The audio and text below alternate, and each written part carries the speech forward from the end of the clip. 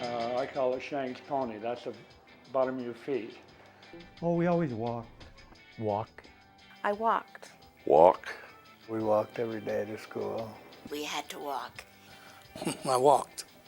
About 3 blocks at the time. I lived down there closer to the school than we do now. But, you just walk. There's most of the kids that lived right around there went to school there, and they just kind of got together and walked to school together. Around, mostly just walked. There's quite a few in our neighborhood, a lot of kids, and we all walked together. We sort of had a gang, or just a neighborhood group that we were good friends. And it was kind of funny too, because we only lived 4 blocks from Taylor School. We had to cross that, the highway that goes past Taco Time, then the highway that goes past the park. Those were both used highways, and so we, as little kids, had to cross over those highways, and it was about a mile. We walked every day to school and home.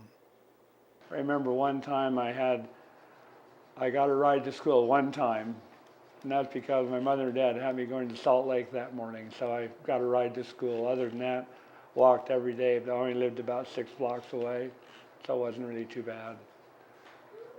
I used to ride a little black horse to school. We lived out here about 2 miles from school, and I'd ride her to school and tie her to one of those maple trees, and then we'd ride home at night. It was about 1.5 miles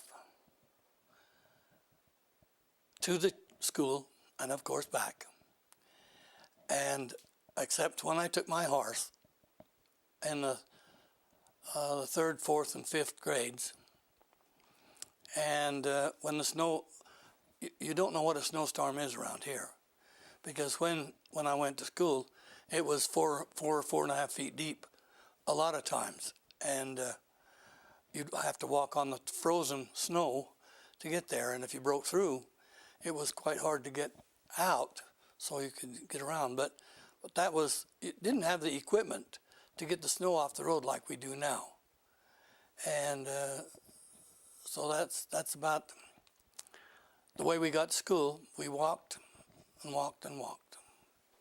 There were 2 schools, Peteetneet and Taylor, and I was in the Taylor because I lived down there closer.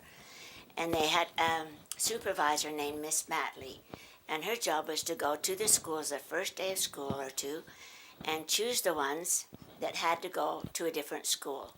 So when she came in that morning when I was just starting the 3rd grade, I knew who she was.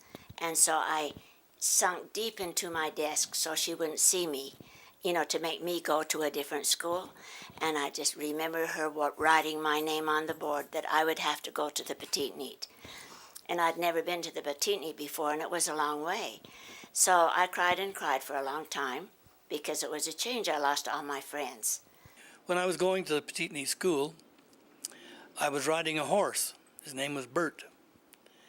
And Dad said, when you get over there, take the rope and tie it around the tree, and then go in, and when you get ready to go home, he'll be there waiting for you. So I went out, no horse. He chewed the rope in 2. So the next day, he said, now use the bridle reins. So I did again. Sure enough, he chewed them through again.